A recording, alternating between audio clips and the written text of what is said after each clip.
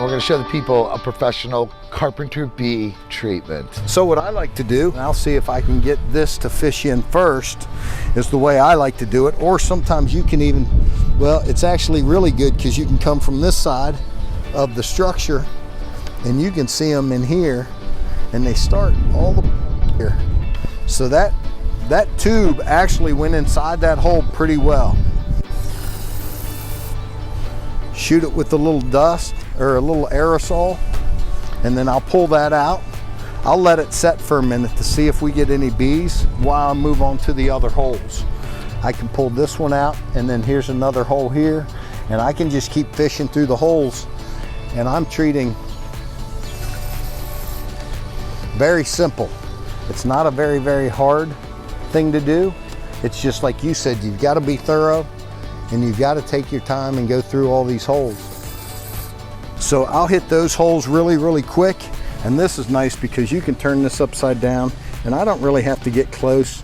It's not going to go anywhere. I mean, that dust is in there to fill that void. And then we try to, of course, avoid all the dust that we can as well. And then here we go down here. Here's a couple holes here. I'll shake that up a little bit, but you can see the holes here. And that's basically the treatment for the Carpenter bee. I mean, it's short and sweet. There's not a lot to it. I will put a cork in a couple of them just to show you. So these corks fit very nicely. So then what we want to do is we want to find all them openings and see if we can fit a cork right inside there. Once you get that cork to fit in there, you can sort of just leave it, and then we can start shearing those corks off with a lot of times I'll use a drywall saw, and we'll shear those off. That way we can tell what's new and old. Once I'm done, I try to get a little fan spray on the wood. It's not really hard, but just get some product on that wood. So then that way when the Carpenter bee comes back, especially the male, you get him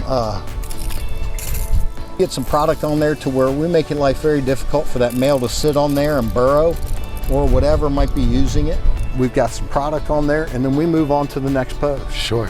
So, and that's pretty typical for how you treat. A lot of times they'll be on the back side of the boards. You're gonna do the same thing. You're gonna hit it with the CB80. That board tends to get most of your activity just because it's thin. They like those thin boards. Like I said, even on this, they're in these guys. Sure, and that's which is pretty amazing. Yeah. You know what I mean? So sure. the opening isn't really thick by no means. Right. Now they're gonna try to overwinter there too. So, you know, our goal is to try to get the product out so they don't overwinter.